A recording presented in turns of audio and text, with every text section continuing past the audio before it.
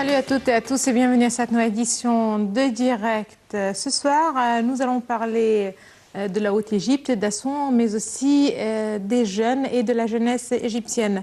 Là, on rappelle que la Haute-Égypte et leurs citoyens, surtout les jeunes, sont en tête de l'agenda de l'action nationale au cours de cette période. C'est en tout cas, c'est ce qu'a affirmé hier le président Abdel Fattah el-Sisi à la clôture de la deuxième conférence mensuelle des jeunes. Bon, ce soir alors, nous allons parler de cette conférence. Donc, je rappelle qu'il s'agit de la deuxième conférence de jeunes. Le choix d'Assouan, justement, pour l'organisation de cette deuxième édition de la rencontre mensuelle du président Abdel Fattah ici avec les jeunes. Donc, on va parler aussi des horizons de l'investissement en Haute-Égypte en général, tout ce qui a rapport, en fait, avec la tenue de cette conférence, le côté aussi touristique, si vous voulez bien, et économique. Ça va être bien sûr avec nos invités pour ce soir, Dr Kamel Gaballa, professeur à l'université d'Al-Azhar, et Monsieur Amr Zouheri, journaliste.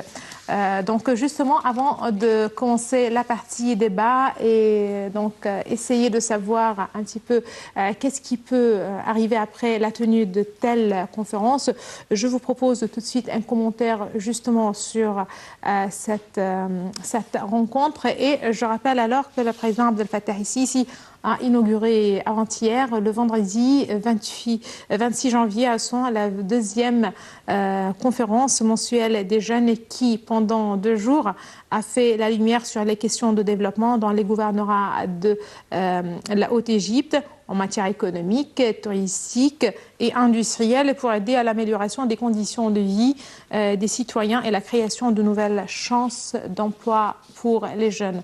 Tout de suite, je vous laisse avec ce commentaire signé Dalia Karam sur les détails de ces 2 jours de rencontre. Et on se retrouve juste après pour donc, la partie débat et analyse. À tout de suite.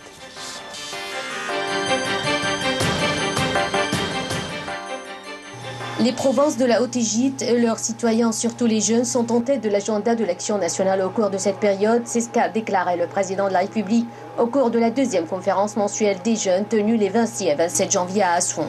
C'est pourquoi j'ai décidé que la deuxième session de cette conférence se tient à Assouan pour échanger les points de vue avec les jeunes de cette partie intégrante du territoire égyptien et parler ouvertement et franchement de tous les défis que relèvent nos compatriotes en Haute-Égypte et essayer ensemble d'y trouver de bonnes solutions, a poursuivi le président. Il a martelé que le principal objectif de cette rencontre était de parvenir à des solutions réelles et concrètes et des mesures d'exécution pour réaliser le développement exhaustif en Haute-Égypte dans tous les domaines social, économiques et politiques. Et cela en tirant profit de toutes les chances et les ressources disponibles tout en se basant sur une planification scientifique pour les gérer. La Haute-Égypte doit donc former un nombre entier dans l'équation du développement global, a réitéré le chef de l'État, ajoutant qu'il a donné ses directives au gouvernement et à tous les services de l'État pour s'employer activement à améliorer les conditions de vie des habitants de la Haute-Égypte dans tous les domaines. Le président a souligné qu'en l'occurrence, la Haute-Égypte témoignait des grands essors sur tous les plans, ajoutant que les efforts déployés pendant les 30 derniers mois depuis sa prise de fonction ont commencé à fructifier et la Haute-Égypte commençait à faire peau neuve. Par ailleurs, l'assistant du président Ibrahim Mahlab a pour sa part déclaré que le chef de l'État avait consacré 44 millions de livres égyptiens pour régler tous les problèmes qu'affrontent plusieurs villages en Nubie et qu'il avait accepté toutes les propositions avancées à cet effet. Le ministre du Logement a quant à lui affirmé que la Haute-Égypte n'était pas négligée comme on le prétendait et que de grands projets avaient été mis en œuvre dans le domaine de l'eau potable, du drainage sanitaire et du développement des quartiers défavorisés. Le ministre a souligné que le président Al-Sisi prêtait une attention particulière au programme de développement des quartiers défavorisés, soulignant que 5000 logements ont été rénovés à un montant de 240 millions de livres égyptiennes. De son côté, la ministre de la Coopération internationale a affirmé que la Haute-Égypte était placée en tête des priorités de son ministère, soulignant que 700 millions de dollars ont été consacrés par la Banque mondiale pour la promotion du tourisme à Luxor et à Assouan. La ministre a en outre indiqué que le développement global et durable de la Haute-Égypte était la cible de son ministère qui consacre un portefeuille de 200 millions de dollars pour soutenir les petites et moyennes entreprises et les micro-projets dans cette région.